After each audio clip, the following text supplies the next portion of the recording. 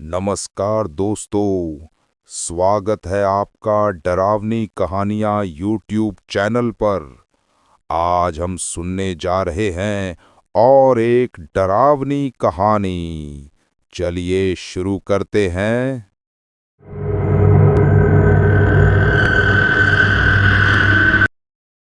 मेरा नाम Arthur grey है। मैं पिछले 35 सालों से अमेरिका के साइलेंट रिज नेशनल फॉरेस्ट में फॉरेस्ट सर्विस के लिए काम कर रहा हूं। 30 साल जंगल के बीच बिताने के बाद अब मेरी रिटायरमेंट बस 2 हफ्ते दूर थी। मैं खुश नहीं था, न उदास, बस खाली। क्योंकि इतने सालों में मैंने जितने जंगल देखे, जितनी आवाजें सुनी, उनमें से कुछ ऐसी थीं जिन्हें मैं कभी भूल नहीं सका। और आज इतने सालों बाद जब मुझे यकीन है कि अब मैं दोबारा उस जगह नहीं जाऊंगा, मैं तुम्हें वो रात बताना चाहता हूं जिस रात साइलेंट रिज ने मुझसे बात की थी। ये बात है 1997 की सर्दियों की। बर्फ की मोटी चादर हर ओर फैली थी। जंगल के ऊपरी हिस्से, जहां ब्लू क्रीक ट्रेल खत्म होता है, उसे आम लोगों के लिए बंद कर दिया गया था। लेकिन लोग तो लोग हैं, कुछ साहसी, कुछ मूर्ख, या शायद दोनों। 3 कॉलेज स्टूडेंट्स वहां कैंपिंग के लिए चले गए। 3 दिन का ट्रिप होना था, लेकिन 7वें दिन भी वो वापस नहीं लौटे। हमारी टीम को सर्च ऑपरेशन के लिए भेजा गया। बाकी रेंजर्स अलग अलग रास्तों पर निकले। मैं अकेला था। मुझे ब्लू क्रीक ट्रेल का इलाका मिला। मैंने radio, flare gun, first aid और अपना कंपास साथ लिया। ऊपर से बर्फ गिर रही थी, इतनी शांत कि अपने ही कदमों की आवाज बड़ी लगती थी। करीब 2 घंटे चलने के बाद मैंने कुछ देखा। बर्फ पर 3 जोड़ी कदमों के निशान। लेकिन उन निशानों में कुछ अजीब था। हर जोड़ी के बीच में दूरी बहुत ज्यादा थी, जैसे किसी ने 10-12 फीट की छलांग लगाई हो। और फिर अचानक वो निशान गायब। गायब मतलब एकदम खत्म, जैसे किसी ने जमीन से उड़ान भर ली हो। मेरे दिमाग ने तर्क देने की कोशिश की। शायद हवा ने निशान मिटा दिए हों, लेकिन हवा इतनी तेज नहीं थी और बर्फ नई थी, नर्म, बिल्कुल ताजा। मैंने रेडियो पर रिपोर्ट की, बेस, यहां कुछ अजीब है। निशान अचानक शुरू और अचानक खत्म हो रहे हैं। कोई जवाब नहीं आया, बस धीमी स्टैटिक गूंज। करीब आधे घंटे बाद मुझे एक टेंट मिला। हरा, आंशिक रूप से बर्फ में दबा हुआ। अंदर का सामान जस का तस, बेडरोल, बर्तन, खाना, यहां तक कि कैमरा भी। लेकिन इंसान कोई नहीं। टेंट के पीछे बर्फ पर लाल निशान थे, खून की पतली लकीर जो जंगल की गहराई में जाती थी। मैं झुककर खून को छुआ। ठंडा, पर जम नहीं पाया था। मतलब ये सब कुछ हाल ही में हुआ था। मैं खून के निशान फॉलो करता रहा। बर्फ के बीच चलते हुए चारों ओर बस सन्नाटा था। ऐसा सन्नाटा जो सुनाई देता है। कई सालों से मैं इस जंगल में था। मुझे हर आवाज की पहचान थी। भेड़िया, हिरण, उल्लू, हवा। लेकिन उस दिन कुछ भी नहीं था, जैसे जंगल सांस रोक के खड़ा हो। और फिर आर्थर, किसी ने मेरा नाम लिया, एकदम पास से। लेकिन मैं अकेला था। मैंने टॉर्च घुमाई, कुछ नहीं। रेडियो से हल्की सी गूंज आई, कृपया वापस आओ। वो आवाज मेरी पत्नी एलिस की थी। 3 साल पहले उसका एक्सीडेंट हो चुका था। खून के निशान मुझे एक छोटे पुल के पास ले गए। एक लकड़ी का बना पुल जो ब्लू क्रीक नाम की नदी के ऊपर था। पुल के उस पार कुछ दिखा, सफेद कपड़ों में लिपटी एक आकृति। इतनी धुंधली कि मैं नहीं कह सकता था कि वो इंसान थी या बर्फ का टुकड़ा। मैंने आवाज दी, हे, तुम कौन हो? वो आकृति रुकी, धीरे धीरे सिर उठाया और मुझे ऐसा लगा जैसे उसने मुस्कुराया। अगले ही पल वो गायब हो गई। बस हवा की एक लहर चली और सन्नाटा और गहरा हो गया। रात होने लगी थी। रेडियो काम नहीं कर रहा था तो मैंने सोचा कि रात में ओल्ड वॉच स्टेशन में गुजारूंगा। वो एक छोड़ा हुआ लकड़ी का कैबिन था जो पहले रेंजरों के लिए बनाया गया था। कैबिन के अंदर घुसते ही धूल और लकड़ी की गंध फैली। कई सालों से कोई वहां नहीं आया था, लेकिन टेबल पर ताजी कॉफी का मग रखा था और मग के पास एक रेडियो ट्रांसीवर। रेडियो चालू था, उसमें धीमी फुसफुसाहट चल रही थी। 3 चले गए लेकिन एक अभी बाकी है। मैंने झट से बंद कर दिया। दिल इतनी तेज धड़क रहा था कि सीने से बाहर निकलने को था। रात के करीब 1:30। बाहर बर्फ फिर से गिर रही थी। मैं अपने नोट्स लिख रहा था, तभी दरवाजे पर थपथप हुई।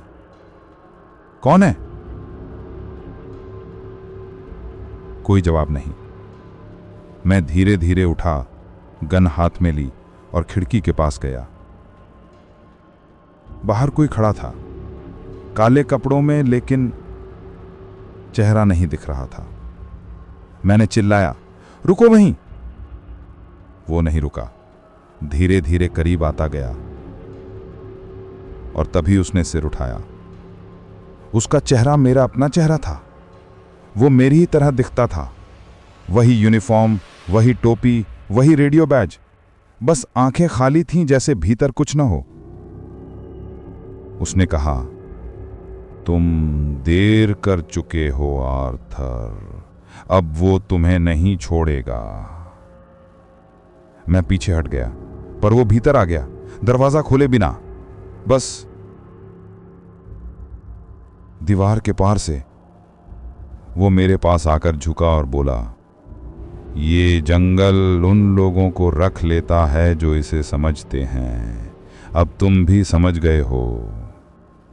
उसके होंठ हिले, लेकिन आवाज चारों तरफ से आई, पेड़ों से, बर्फ से, हवा से। सुबह जब मैं उठा तो सूरज की रोशनी सीधे खिड़की से अंदर आ रही थी। मैं जिंदा था, पर मेरे कपड़े गीले थे, जैसे मैं रात भर बर्फ में चला हूं। मैं बाहर निकला, वहां कोई निशान नहीं था, ना खून, न टेंट, ना पुल, बस बर्फ का अनंत सागर। मैं बेस लौट आया। बाकी की टीम ने कहा कि उन्हें ब्लू क्रीक ट्रेल पर कुछ नहीं मिला, ना कोई लाशें, ना कोई कैंप, जैसे वो तीनों वहां कभी आए ही ना हों। मैंने किसी को कुछ नहीं बताया। कौन यकीन करता? बस इतना कहा, कुछ नहीं मिला। अब 2025 है, मैं रिटायर हो चुका हूं, पर कभी कभी जब रात में हवा चलती है, रेडियो से वही आवाज आती है, आर्थर, ब्लू क्रीक पर लौट आओ। मैं उस आवाज को नजरअंदाज करता हूं, पर कल रात कुछ और हुआ। मेरे दरवाजे पर दस्तक हुई। मैंने पूछा, कौन? बाहर से आवाज आई, मैं टॉम वेस्ट स्टेशन से। टॉम, मेरा जूनियर, 1998 में गायब हो गया था, ठीक उसी ट्रेल पर। मैंने दरवाजा नहीं खोला, लेकिन खिड़की से देखा, वो बाहर खड़ा था, सफेद चेहरा, ठंडी मुस्कान और वही खाली आंखें। आज मैंने तय कर लिया है कि ये सब लिख दूं, क्योंकि शायद अगर मैं नहीं लिखूंगा तो ये सब मिट जाएगा, और मैं नहीं चाहता कि ये जंगल अपना सच हमेशा के लिए छिपा ले। साइलेंट रिज में सिर्फ पेड़ नहीं है, वहां कुछ ऐसा है जो शोर से नहीं, खामोशी से जिंदा है। वो उन लोगों को पहचानता है जो उसकी आवाज सुन लेते हैं। लोग कहते हैं जंगल में आत्माएं नहीं होती, पर मैं कहता हूं कुछ आत्माएं जंगल ही होती हैं। ये मेरा आखिरी लॉग है। अगर कोई इसे सुन रहा है तो कृपया ब्लू क्रीक ट्रेल मत जाना, क्योंकि वहां जो चीज है वो अब मुझे बुला रही है। आर्थर, तुम्हारा वक्त हो गया। रिकॉर्डिंग स्टैटिक में डूब जाती है। रेडियो से धीमी हंसी की आवाज आती है। जंगल याद रखता है। मेरा नाम मार्क हैंसन है और मैं अमेरिका के रेडवुड नेशनल फॉरेस्ट में पिछले 27 सालों से फॉरेस्ट रेंजर के तौर पर काम कर रहा हूं। जंगल मेरा घर है, या शायद कहूं ये जंगल ही मुझे अपने घर में रखे हुए है। हर सुबह जब मैं अपने छोटे से केबिन के बाहर खड़ा होकर इन ऊंचे ऊंचे पेड़ों को देखता हूं तो लगता है जैसे ये पेड़ सांस ले रहे हों, धीरे धीरे मगर जिंदा। लेकिन इन 27 सालों में एक बार कुछ ऐसा हुआ जिसे मैं आज तक भूल नहीं सका। मैं कभी उस दिन के बारे में बात नहीं करना चाहता था, लेकिन अब जब रिटायरमेंट बस कुछ महीनों की दूरी पर है और मेरी नींद हर रात उसी घटना की गूंज से टूटती है, शायद वक्त आ गया है कि मैं वो कहानी सुना दूं। ये बात आज से करीब 25 साल पहले की है। तब मैं नया था। जंगल की हवा, पेड़ों की गंध और रोमांच मेरे लिए नशे की तरह थे। एक ठंडी सुबह थी, जनवरी का महीना। रेडवुड के ऊंचे लाल तनों पर बर्फ की परत जमी थी। हमारे बेस पर कॉल आई कि 2 हाइकर्स जंगल के नॉर्थ सेक्शन में लापता हो गए हैं। वो सेक्शन वही इलाका था जहां सामान्यतः किसी को जाने की अनुमति नहीं थी। वहां पेड़ इतने घने थे कि दिन के वक्त भी धूप जमीन तक नहीं पहुंचती थी। मैं और मेरी पार्टनर लिज टर्नर को उस इलाके की खोज के लिए भेजा गया। लिज मुझसे सीनियर थी और जंगल की हर पगडंडी उसे याद थी। ध्यान रखना मार्क, वो नॉर्थ सेक्शन अजीब है, वहां जीपीएस काम नहीं करता। मैंने मुस्कुराकर कहा, शायद पेड़ सिग्नल खा जाते हैं। लिज हंसी नहीं, उसके चेहरे पर एक सख्तीपन था, जैसे वो कुछ जानती हो जो मैं नहीं जानता था। हम सुबह 10 बजे के करीब निकल पड़े। बर्फ हल्की थी, लेकिन हवा में ठंड के साथ एक अजीब बजिंग थी, जैसे हवा खुद कोई धीमी गुनगुनाहट निकाल रही हो। जंगल के उस हिस्से में पेड़ों के तने इतने चौड़े थे कि 4 लोग मिलकर ही एक तने को घेर सकते थे।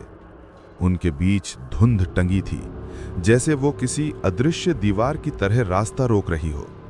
करीब 2 घंटे चलने के बाद हमें जमीन पर जूते के निशान दिखे, लेकिन जैसे जैसे हम आगे बढ़े निशान कुछ बदलते गए।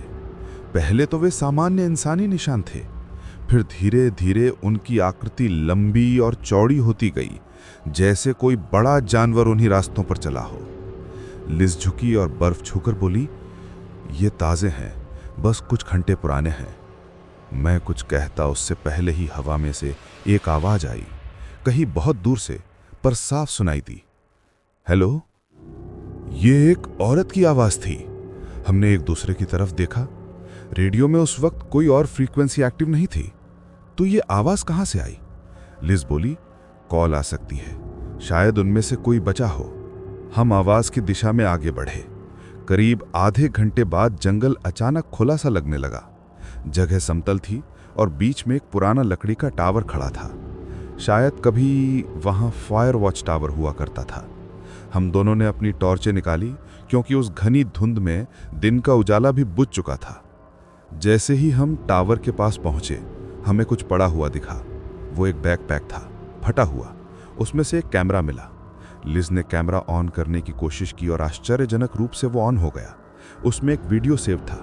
हमने चलाया। स्क्रीन पर 2 लोग दिखे, एक लड़का और एक लड़की, शायद वही हाइकर्स जिनकी हम तलाश कर रहे थे। पहले वीडियो में वे मुस्कुरा रहे थे, मजाक कर रहे थे, लेकिन फिर अगले क्लिप में बस काले साए थे। किसी ने टॉर्च से अंधेरे में शूट किया था और कुछ क्षणों के लिए कुछ दिखा।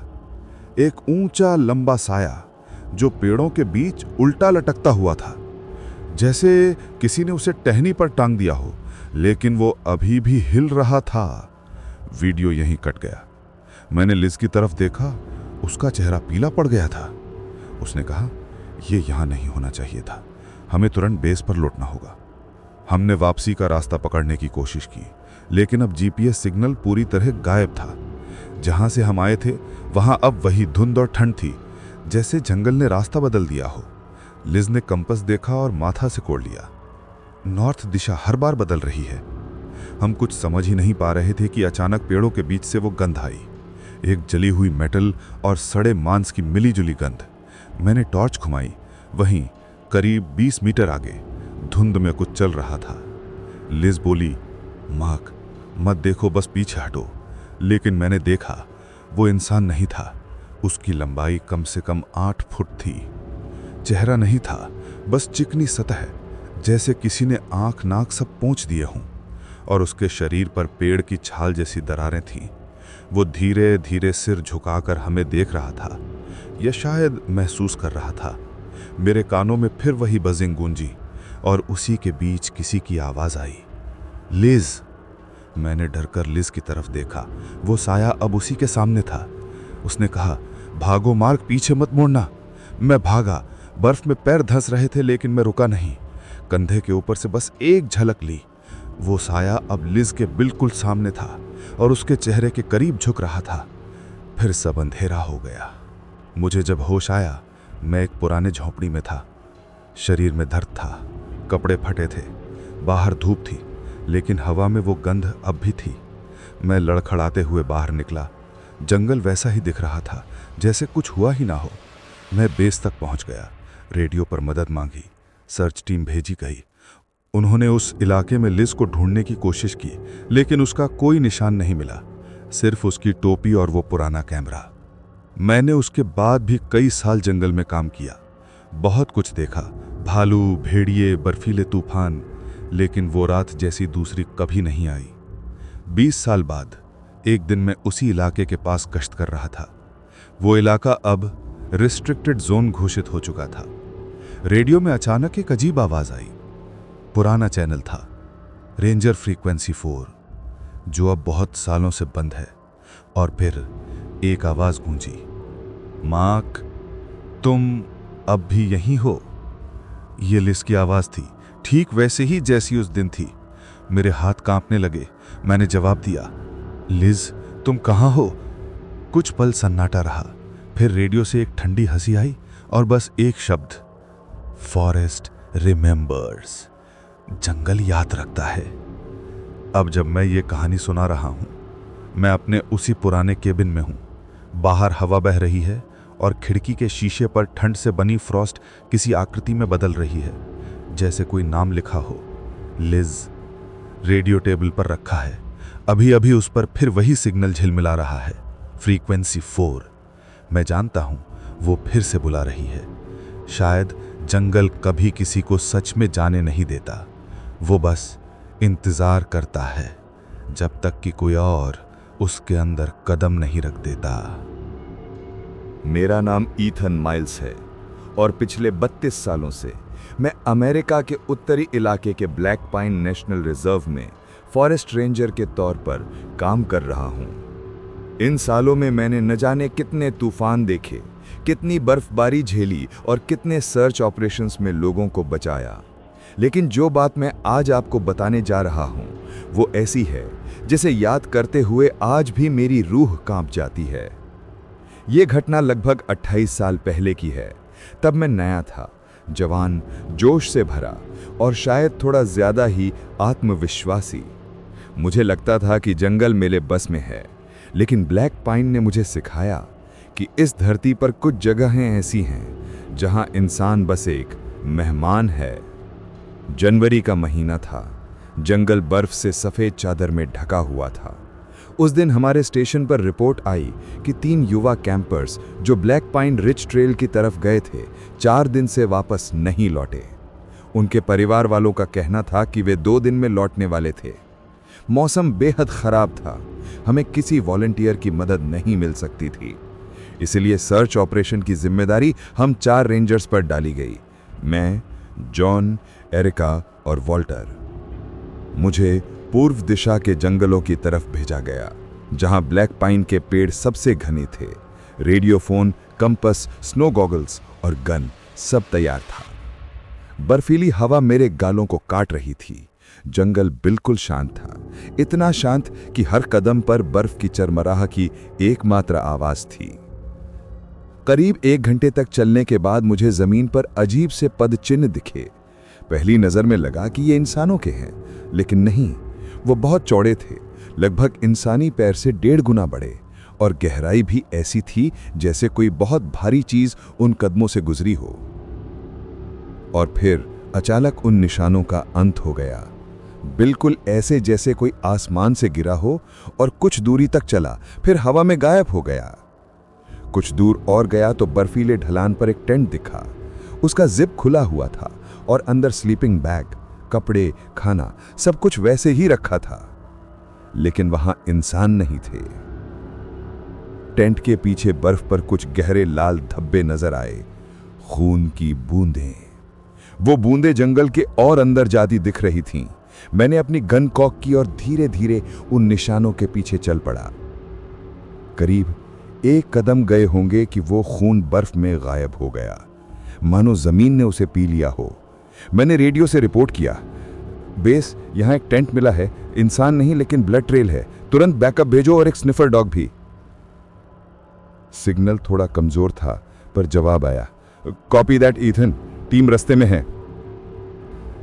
अब मैं अकेला था और उस जगह की हवा में कुछ था, कुछ ऐसा जो शब्दों में नहीं समझाया जा सकता। आपने कभी महसूस किया है कि कोई आपको देख रहा है भले ही आसपास कोई हो नहीं? मुझे लग रहा था जैसे मेरे पीछे, दाएं बाएं और ऊपर हर जगह आंखें हैं। ब्लैक पाइन के ऊंचे ऊंचे पेड़ उस धुंध में ऐसे लग रहे थे जैसे किसी ने सैकड़ों लंबे आदमी वहां खड़े कर दिए हों। और तभी मैंने अपनी मां की आवाज सुनी, ईथन। वो धीरे से पुकार रही थी। मेरी मां का देहांत 5 साल पहले हो चुका था। मेरा गला सूख गया, मैं जम गया था जैसे किसी ने मेरी नसों में बर्फ भरती हो। आवाज फिर आई, ईथन इधर आओ। वो ठीक टेंट के पीछे की दिशा से आ रही थी। मैंने हिम्मत जुटाई लेकिन कदम नहीं बढ़ा पाया, और तभी हवा में एक परछाई हिली, लंबी, बहुत लंबी, इंसान जैसी लेकिन सिर झुका हुआ। फिर वो गायब हो गई। करीब 1 घंटे बाद बाकी टीम वहां पहुंची, साथ में एक ब्लड हाउंड डॉग भी। डॉग ने जैसे ही टेंट के अंदर सूंघा, वो तुरंत उसी दिशा में भागा जहां खून के निशान थे। लेकिन कुछ ही सेकंड बाद वो चीख उठा, उसकी दुम नीचे दब गई और वो जमीन पर कांपने लगा। डॉग हैंडलर चिल्लाया, ये कभी ऐसा नहीं करता है। मैंने देखा डॉग उस दिशा में देख रहा था जहां बर्फ की धुंध और गहरी थी। उसकी आंखें फैल गई थीं, मानो वहां कुछ ऐसा हो जिसे इंसानी आंखें नहीं देख सकती, लेकिन वो देख पा रहा था। हमने तय किया कि हम 2 लोग आगे जाकर देखेंगे, मैं और वॉल्टर। बंदूकें हाथ में लेकर हम बर्फ पर धीरे धीरे बढ़े। करीब 30 कदम के बाद हमें वो दिखे, 3 शरीर सीधे लेटे हुए, एक सीध में। पहली नजर में लगा जैसे बस सो रहे हों, लेकिन जब पास गया तो देखा उनके चेहरों की खाल गायब थी। पूरा चेहरा ऐसे उतरा था जैसे किसी ने ध्यान से छील दिया हो। कोई खून नहीं, कोई संघर्ष के निशान नहीं, सिर्फ डर। मैंने तब जाना कि इस जंगल में मौत भी सलीके से काम करती है। उस रात में बेस पर ही रुका। जॉन और एरिका अपने घर चले गए थे। मैं अकेला था। बर्फ अब भी गिर रही थी। खिड़की के शीशे पर जमती बर्फ कुछ आकृतियां बना रही थी। मुझे लग रहा था जैसे कोई शब्द उभर रहे हों, जैसे कोई कुछ लिखने की कोशिश कर रहा हो। रन। मैंने तुरंत पर्दा गिरा दिया। सुबह 8 बजे की बात है। दरवाजे पर दस्तक हुई। कौन है? मैंने पूछा। बाहर से जवाब आया, मैं हूं हेरोल्ड, वेस्ट पोस्ट से। हेरोल्ड नाम का रेंजर हमारे वेस्ट स्टेशन पर तैनात था। वो यहां से करीब 12 मील दूर था। इतनी सुबह यहां आने की कोई वजह नहीं थी। लेकिन दरवाजा खोला तो वही था, बिल्कुल वही चेहरा, वही आवाज, बस कुछ अलग था। उसकी आंखें, वो बिल्कुल काली थीं। वो कुर्सी पर बैठ गया। मुस्कुरा रहा था, लेकिन उसकी मुस्कान अजीब थी। चेहरे पर एक अस्वाभाविक ठहराव था, जैसे मांस के नीचे कुछ और हिल रहा हो। मैंने पूछा, तुम यहाँ कैसे? कोई इमरजेंसी है? बस मिलने आ गया। बहुत ठंड है आज। उसकी आवाज़ मानो किसी गहरी गुफा से निकल रही हो। मैंने देखा उसकी यूनिफॉर्म ढीली थी और कॉलर के नीचे से कुछ अजीब सा सफ़ेद धागा जैसा झांक रहा था, जैसे सिलाई की जगह सीवन खुली हो। हरोल्ड, तुम्हारी वाइफ कैसी है? अच्छी है। आज सुबह ही बात हुई। मेरा दिल रुक गया, क्योंकि हेरोल्ड की वाइफ की 2 साल पहले मौत हो चुकी थी। मुझे तब समझ आया कि ये जो भी है, ये हेरोल्ड नहीं बल्कि कोई और है जिसने उसका रूप पहन रखा है। मैंने कहा, रुको, मैं तुम्हारे लिए कॉफ़ी लाता हूँ। अंदर जाकर दरवाज़ा बंद किया, रेडियो उठाया और तुरंत वेस्ट पोस्ट कॉल किया। आवाज़ आई, हेरोल्ड तो यहीं है, वो तो बाहर भी नहीं गया। मेरे पैरों के नीचे से ज़मीन खिसक गई। मैंने रेडियो पर चीखते हुए कहा, तुरंत बैकअप भेजो, अभी। बाहर से धीरे धीरे कुर्सी खिसकने की आवाज आ रही थी, फिर दरवाजे पर थपथपाहट। ईथन, कॉफी रह गई तुम्हारी। उस आवाज में अब मानवीयतन नहीं था, वो कुछ और थी, भारी, गूंजती हुई, मानो कई आवाजें एक साथ बोल रही हों। मैंने गन उठाई और दरवाजे से हटकर खिड़की के पास गया। बाहर बर्फ में कुछ लंबी छाया दिखी, 7 फुट, शायद 8, धीरे धीरे पीछे हटती जा रही थी। जब बैकअप टीम पहुंची, वहां कोई नहीं था, बस बर्फ में कुछ अजीब निशान थे, जैसे किसी ने घुटनों के बल रेंगते हुए चलते हुए पीछे खाल की लकीर छोड़ी हो। उस दिन के बाद मैंने कभी अकेले ड्यूटी नहीं की। हर शिफ्ट में किसी ना किसी को साथ रखता हूं, और जब भी ब्लैक पाइन के जंगल में हवा बहुत शांत हो जाती है, मैं बस एक बात याद करता हूं, इन जंगलों में कुछ चीजें तब से हैं जब यहां इंसान भी नहीं था। कहते हैं वो छाया आज भी उसी इलाके में घूमती है, कभी किसी की आवाज बनकर, कभी किसी चेहरे की शक्ल लेकर, और जो उसे देख लेता है उसका चेहरा फिर वैसा नहीं रहता। बस यही थी आज की कहानी। ऐसी ही और कहानियां सुनने के लिए कृपया चैनल को सब्सक्राइब करें। मिलते हैं अगली कहानी के साथ।